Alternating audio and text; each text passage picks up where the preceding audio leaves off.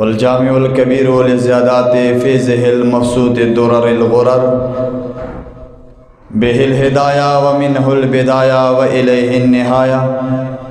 बिहम्दिहिल विक़ाया व नुक़ायतुद दिराया व ऐनुल इनाया व हुस्नुल किफ़ाया वस्सलातु वस्सलामु अलल इमामिल आज़मी लिर्रुसुलिल किरामी मालिकी व शाफ़िई अहमदल किराम यक़ूलुल हुस्नु बिला तवक़्क़ुफ़ मुहम्मदुनिल हसनु अबू यूसुफ़ फ़इन्नहुल अस्लुल मुहीत लिकुल्लि फ़द्लिन बसीत व वजीज़िन व वसीत अल बहरुस सख़्ख़ार व दुर्रुल मुख़्तार व ख़ज़ाइनुल असरार व तनवीरुल अब्सार व रद्दुल मुहतार अला मिनहिल गफ़ार व फ़त्हुल क़दीर व ज़ादुल फ़क़ीर व मुल्तक़ल अबहुर व मजमउल अनहुर व कंज़ुद दक़ाइक़ व तबयीनुल हक़ाइक़ वल बहरुर राइक़ु मिन्हु यस्तमिद्दु कुल्लु नहरिन फ़ाइक़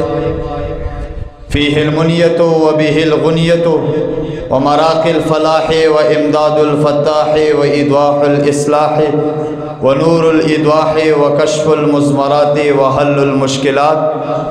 व दुर्रुल मुंतक़ा व यनाबीउल मुब्तग़ा व तनवीरुल बस्वाइर व ज़वाहिरुल जवाहिर अल बदाइउन नवादिर अल मुनज़्ज़हु वुजूबन अनिल अशबाह वन नज़ाइर मुग़निस साइलीन व निसाबुल मसाकीन अल हाविल क़ुदसी लिकुल्लि कमालिन क़ुदसिय्यिन व इंसिय्यिन अल काफ़िल वाफ़िश शाफ़ी अल मुसफ़्फ़ल मुस्तफ़ल मुस्तस्फ़ल मुज्तबल मुंतक़स साफ़ी उद्दतुन नवाज़िल व अनफ़उल वसाइल लिइस्आफ़िस साइल बिअयूनिल मसाइल व उम्दतुल अवाख़िर व ख़ुलासतुल अवाइल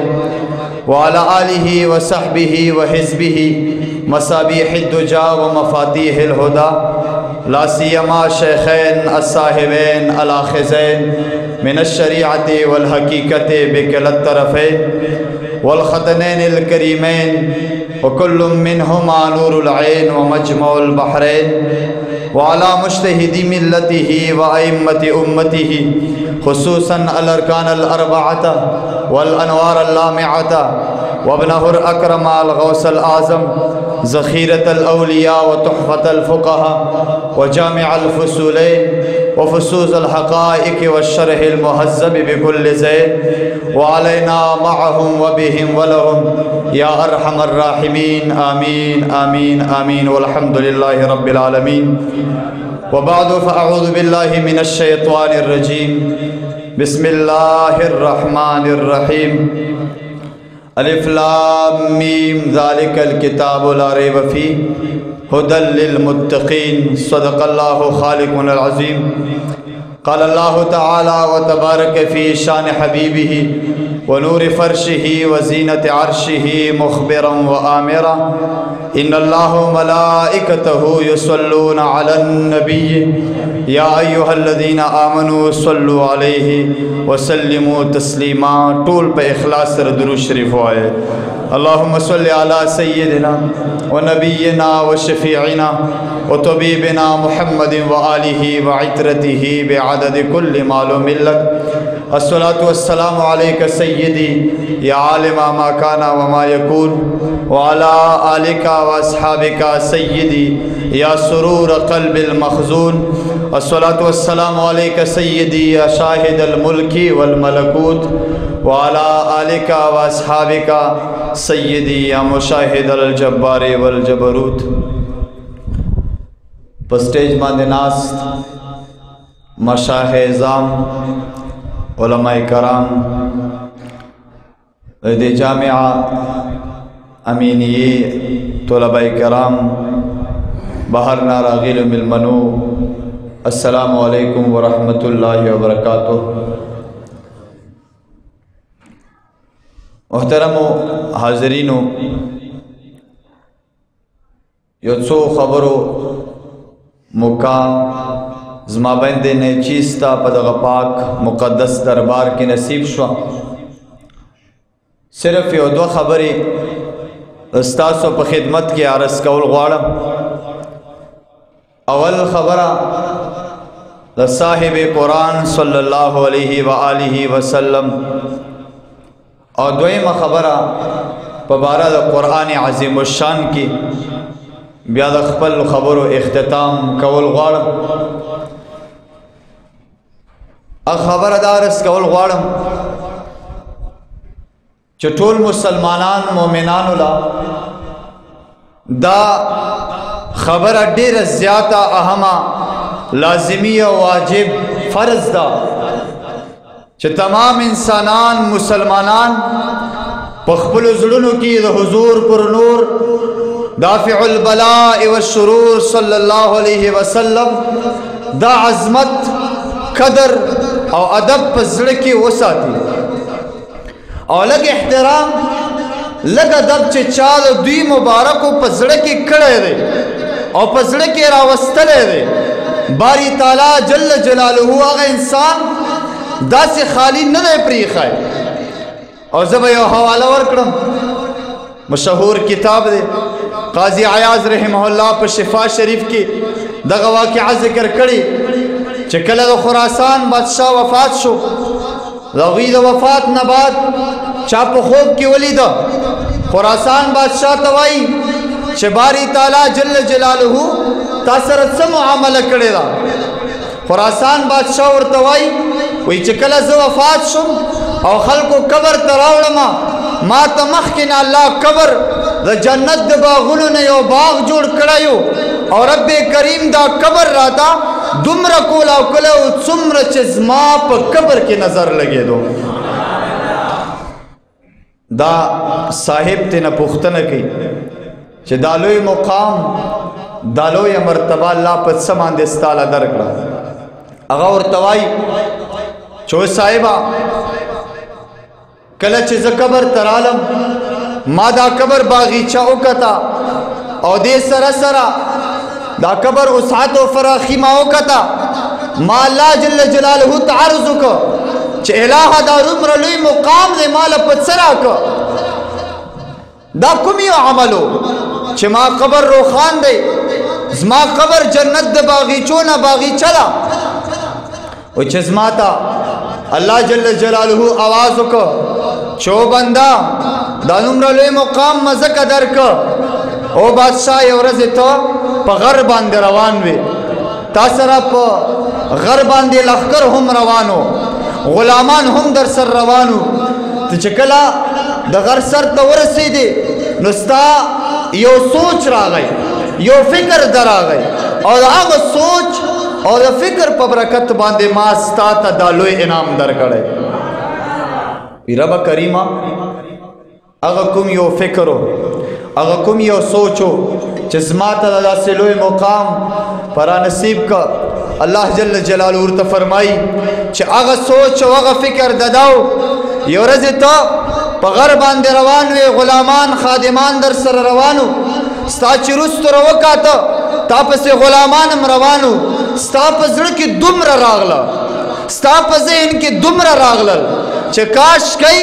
چې زه د امام الانبیاء په زمانه کې وای نو ما به خپل ځان د خپل غلامان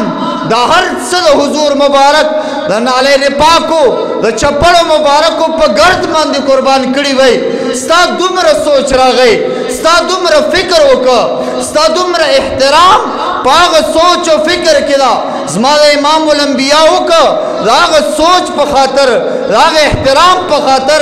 زما ستا ته د عمر ټول ګناهونه معاف کړه جنت مدر کو او قبر ما دومره تر د کولا کو څومره چې په قبر کې نظر لګي.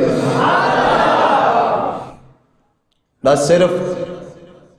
امام الانبیاء صلی اللہ علیہ وسلم ذات مبارکہ متعلق یو سوچ راغلا یو انسان دے اگر تمام زندگی امام الانبیاء صلی اللہ علیہ وسلم دین خدمت پارا مبارک ادب احترام زیادہ دو پارا تیرہ کا خراسان بادشاہ تا اللہ لگ سوچ و فکر باندے تمام قبر کو لاؤ کو قبر اور تا جنت دے باغیچو بنا باغیچہ جوڑ اکڑا یہ انسان چے ٹول عمر پا دے کار کی تیر کا اللہ خبر دے چے رب قریبا اگر انسان لسمر مقام رکی. اور دویم قرآن عظیم الشان متعلق یو خبر اکڑم قرآن عظیم الشان د علومو یو منبع او مرکز دی. امام جلال الدین السیوطی رحمه الله الاتقان فی علوم القرآن په دې کتاب کې یو روایت ذکر کړي او ما په اول ځل باندې وکاتم. حضرت علی شیر خدا رضی الله تعالی عنہ فرمایي که چرته زه وغواړم چې په سوره فاتحه باندې تفسیر ولیکم، الحمد باندې تفسیر ولیکم، علی شیر خدا فرمایي چې رب کریم جل جلاله داسي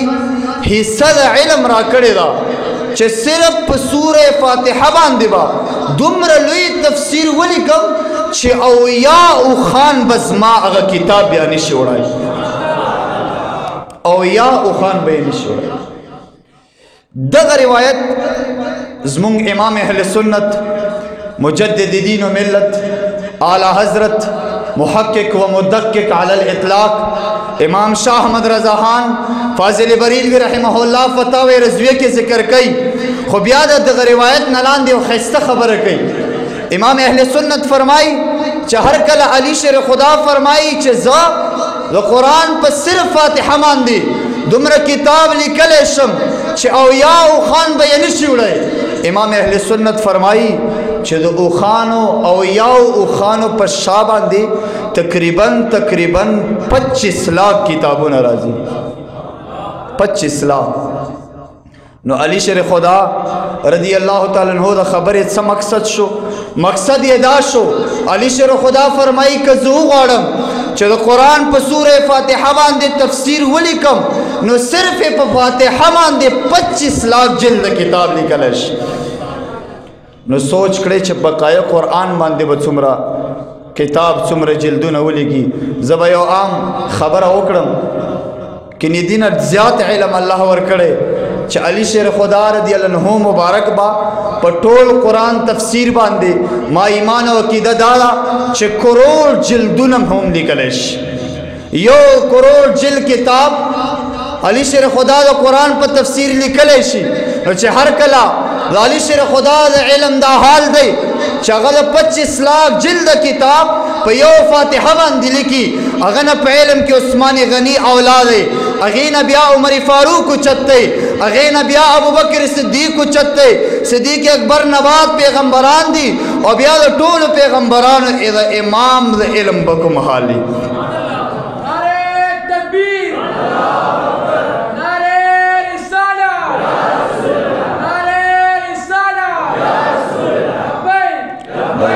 لبیک یا رسول اللہ لبیک لبیک لبیک یا رسول اللہ لبیک لبیک لبیک یا رسول اللہ لبیک. تاجدار ختم نبوت زندہ باد زندہ باد، تاجدار ختم نبوت زندہ باد زندہ باد. اسے نن سبا یو شاذ نادر انسان دے اگر آپاسیو دے امام الانبیاء صلی اللہ علیہ وآلہ وسلم پہ علم کے خبریں کئی. اسے اخیری خبر اکرم دجال راغلے دجال راغلے دے چاہتا معلومات شتا چھ دجال بکل راجی چاہتا معلومات نشتا. اور دا حدیث مبارک مسلم شریف دویم جل کتاب الجہاد کشتا. حضور صلی اللہ علیہ وآلہ وسلم فرمائی چھ آخر زمانہ کی چھ دجال راشی نما امت کے با دا سے خلق ہوئی چھ آغا مجاہدین بوی اور دغ دجال مقابلہ بکی. ما امت کے بدا سے مجاہدین پیداشی چھ دغ دجال مقابلہ بکی. و تاسو تم پتشتا چھ دجال یا راغلے ندے کلا برازی چاہتم علم نشتا. سوا کال مخ کے امام الانبیاء دے اخبار تگورے خبر اور کولو تگورے دے علم شریف تیگورے مبارک اور تفرمائی او صحابو دجال با پیدا کی گی، دجال سربا زما پا امت کے مجاہدین جہاد کی. خو مبارک اور تفرمائی انی لعارف اسماءهم صحابو کم مجاہدین چھ دا سر جہاد کی دا اغا مجاہدین نمونم پی جنم نمونیم پی جنم. اب یا فرمائی نمونے پریک دا و اسماء آبائهم دا اغا مجاہدینو دا پلارانو نمونم پی جنم. او بیا فرمائی خپل نمونه یم پرېږده د پلارانو نمونه یم پرېږده والوان خیولهم په کومو اسونو باندې چې دوی سواره شي او په هغه اسونو به جهاد کوي مبارک فرمایي چې د هغه اسونو رنګونه هم پېژنم زه عجیبه خبره دا کړم چې د دجال د مجاهدینو چې کوم مجاهدین به د سره جهاد کوي هغه نمونه م ورته معلوم دي پلارانو نمونې م ورته معلوم دي اسونو رنګونه م ورته معلوم دي او زما د فقیر او زمونږ او ستاسو د عاشقانو نمونه او پلارانو نمونه به دی مبارک نه پېژني او اخیري دا خبره کړم خلک ډېر وایي چې تاسو په مجلس کې چې یا رسول الله ناره ولګوئ نو مثال اوس په دې ستاسو مجلس کې 300-400 کسان دي یا رسول الله ناره یې ولګوله نو دی چې نبی پاک علیہ السلام مبارک به چا ته توجه کوي چا ته به ګوري په یو وخت کې او بیا د مناطقو یو خبرم کې چې ذهن بسیط دی په یو وخت کې یو आवाज ته متوجه کیږي لکه مثال کے طور پر زما ته مولانا صاحب आवाज وکړه زه به دته متوجه کېږم دې طرف خلکو ته زه توجه نشم کولی نو نبی علیہ السلام به چا ته توجه کوي دې متفق شخصیت تیر دی جو سوا کال مخکې شاہ ولی اللہ محدث دہلوی رحمہ اللہ نامہ دا اور طول مکاتب فکر یمنی طول یمنی اگر کتاب ما سر کورشتا فیوز الحرمین کی لکھی کہ نبی کریم علیہ السلام مبارک اگا ہستی دا لا یشغلہو شان عن شان مبارک اگا ہستی دا اور دلتا شان اول نکرہ دا نکرہ چکلا پا حیز دا نفی کی راشد عموم فائدہ ورکی مبارک فرمائی چې نبی علیہ السلام مبارک هغه هستی دا چې په یو وخت کې 1 کروڑ اوازونه ورته خلق وکا ټولو ته توجه فرمایي او ټولو ته په یو وخت باندې جواب ورکړي دا خوشی خبره ده چې تا ته به توجه کا او تا ته نشي کولای دالته دا سوال راځي چې کله په ځان باندې ور قیاس کړي او چې کله ورته بے مثال بنده وای نو بیا ودا خبرې کوي چې یو حالت یې د بل حالت نه غافل کوي دا سوچند خبرې د ستاسو په خدمت کې ما وړاندې کړي واخر دعوانا ان الحمد لله رب العالمین